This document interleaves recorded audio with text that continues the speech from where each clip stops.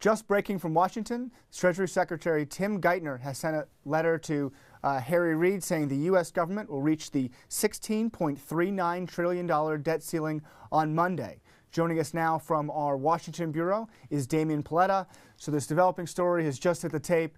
This letter says that we're going to hit the debt ceiling Monday, a wonderful New Year's present for all of us. What does this mean?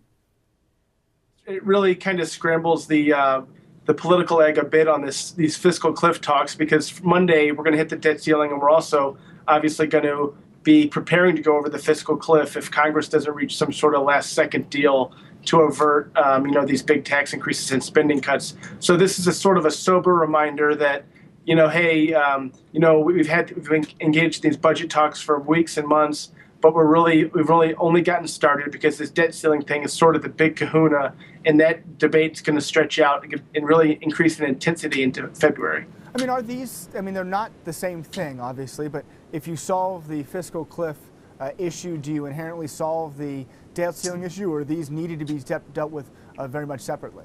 The White House wanted it all to be done collectively. They wanted a big, deficit reduction deal that included a large amount of tax increases. They wanted that to sort of push back or buy them some more time to deal with the debt ceiling, maybe up to 2 years or more.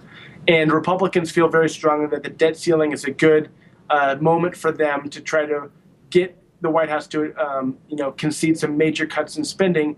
So they really want to kind of flock to this issue to be their big piece in 2013. So, it's hard when these things collide. You have the tax situation and the debt ceiling, but clearly these things are going to dominate the news and dominate, investors' interest for the next weeks, if not months. Interesting. And then you mentioned in the story that in the past, when we've reached this debt ceiling, Treasury Secretary Geithner has laid out a time frame saying, if we don't do anything, here's when we're going to hit it again.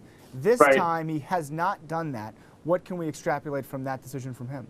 That's a great point. Last year, the Treasury Department said that in May we would hit the debt ceiling, and then we would have until August 2nd until we had this kind of debt crisis scenario. This time he's saying end of December we're going to hit the debt ceiling, but I can't give you a time when we would have this crisis scenario because there's so many things up in the air on tax and spending policy. What we do know is they probably have enough emergency measures at the Treasury to buy them maybe 6 to 8 weeks of additional time, maybe even less than that. So there's really not much time. I think this uncertainty probably makes things even more potentially chaotic because there might be some sudden announcement from Treasury that they're really running out of space quickly. So there's going to be a lot of things to watch. Soon we have the inauguration in January, the new Congress coming in. The economy's going to sort of go into this, wait and see mode again, which is going to be tough. And those are the sorts of things that are going to be on the horizon. Interesting. The other thing from this, here at the News Hub, we like to think about the average American. We've talked a lot about what the fiscal cliff means for them.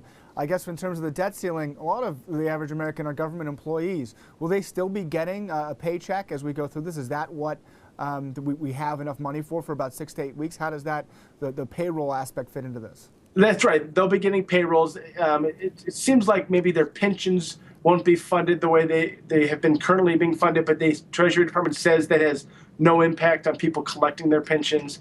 And so, there should be kind of business as usual, just a lot more stress for people over at Treasury as they try to manage things. But clearly, as we get closer to the edge, you can see more stock market volatility, which will affect everyone. And another thing that, a lot of average Americans are going to have to deal with, all this uncertainty is also going to potentially screw up the tax filing dates for their individual income tax returns. Those could get delayed, pushed back. Who knows what the tax rates are going to be for 2012 or 2013, and also the AMT. There's a lot of uncertainty about how that's going to be applied for income in 2012. So all sorts of things are kind of up in the air as we reach the end of 2012.